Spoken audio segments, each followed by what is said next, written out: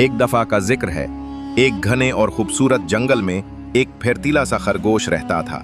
वो बहुत तेज दौड़ता था और खुद को सबसे बेहतर समझता था। खरगोश अक्सर दूसरे जानवरों का मजाक उड़ाता।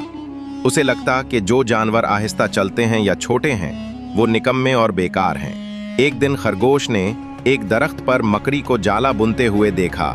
वो हैरान हुआ और रुक गया। खरगोश ने मकड़ी से कहा, तुम तो सारा दिन बस धागे ही बुनती रहती हो, क्या फायदा? तुम तो बहुत कमजोर और सुस्त हो। मकड़ी ने नरमी से कहा, हो सकता है मैं तुम जितनी तेज ना हूं, लेकिन मैं सब्र और मेहनत से मजबूत चीज बनाती हूं। खरगोश हंसा और आगे बढ़ गया। उसे मकड़ी की बातें फजूल लगें। अगले दिन खरगोश फिर दौड़ते हुए उसी रास्ते से गुजरा, मगर एक झाड़ी में छुपा शिकारी का जाल उसके लिए खतरा बन चुका था। खरगोश तेज रफ्तारी के चक्कर में जाल में फंस गया। वो बहुत घबरा गया और निकलने की कोशिश करने लगा।